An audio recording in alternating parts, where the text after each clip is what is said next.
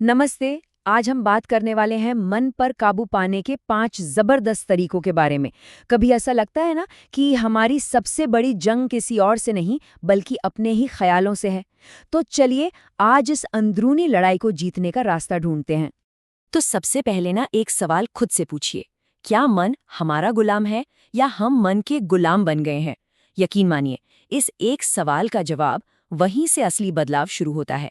क्या ये सब जाना पहचाना लगता है? काम को टालते रहना, बेवजह गुस्सा आ जाना, ध्यान का बार बार भटकना और फिर दिन के आखिर में ये सोचना कि यार आज फिर खुद से ही हार गए। ये सारे इशारे हैं एक बेकाबू मन के। पता है, मन को अक्सर एक बेचैन बंदर कहा जाता है। एक ऐसा बंदर जो एक पल में अतीत के पछतावे की डाल पर होता है तो अगले ही पल भविष्य की चिंताओं की डाल पर कूद जाता है। हम बैठे तो एक जगह रहते हैं पर हमारा मन वो तो पूरी दुनिया का चक्कर लगा आता है। और एक हैरान करने वाली बात बताऊं, साइकोलॉजी कहती है कि हमारे 95% फैसले हमारा सबकॉन्शियस माइंड लेता है। मतलब दिमाग का वो हिस्सा जिस पर हमारा सीधा कंट्रोल ही नहीं है। सोचिए, अगर इसे साधा नहीं गया ना तो हमारी पूरी जिंदगी की लगाम असल में इसी के हाथ में है।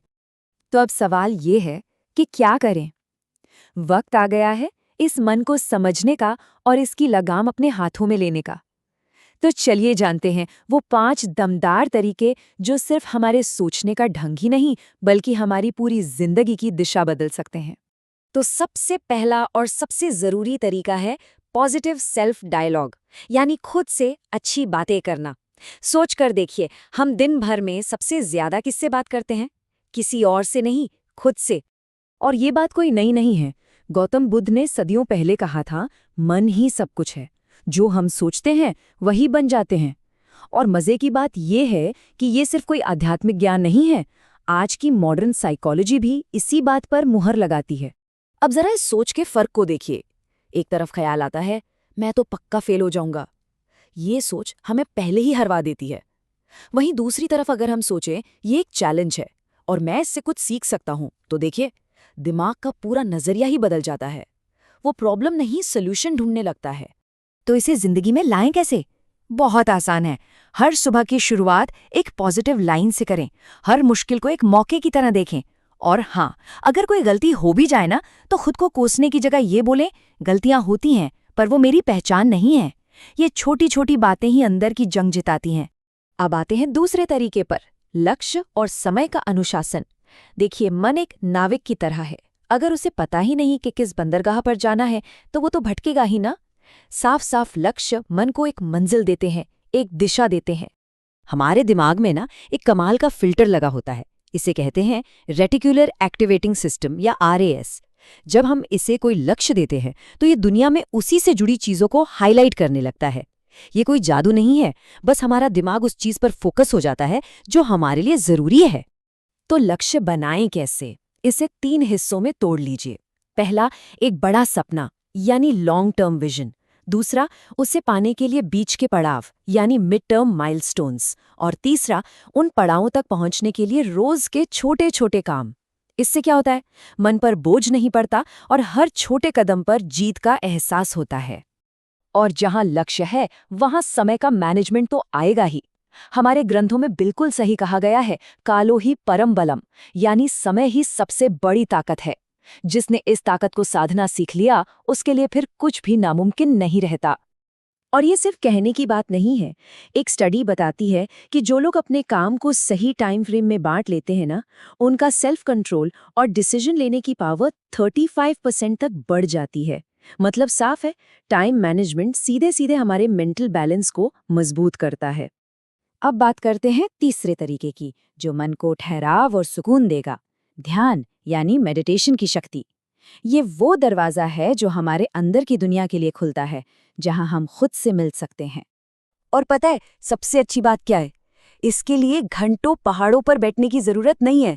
रोज के सिर्फ 10 से 15 मिनट, बस इतना सा ध्यान भी हमारी जिंदगी में बड़ा बदलाव ला सकता है।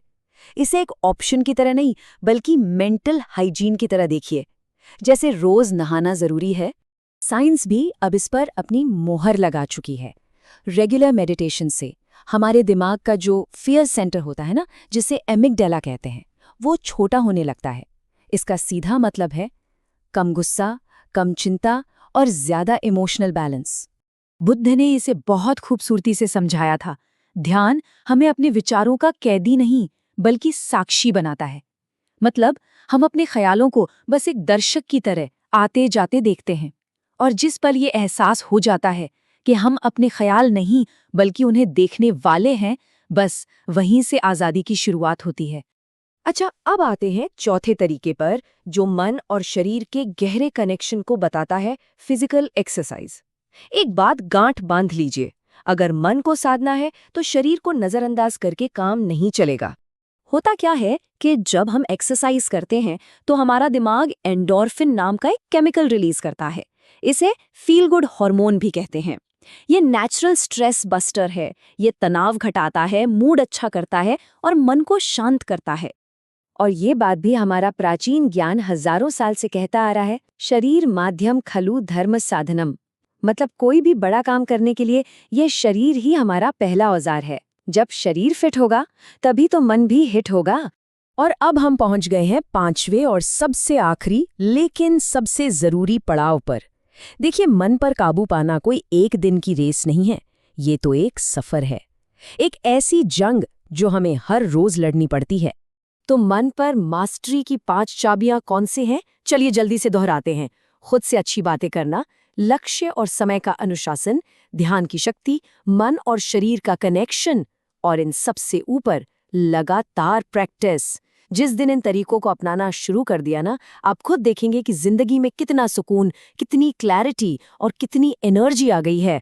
हमेशा याद रखिए, दुनिया की हर जीत से बड़ी जीत है अपने मन पर जीत।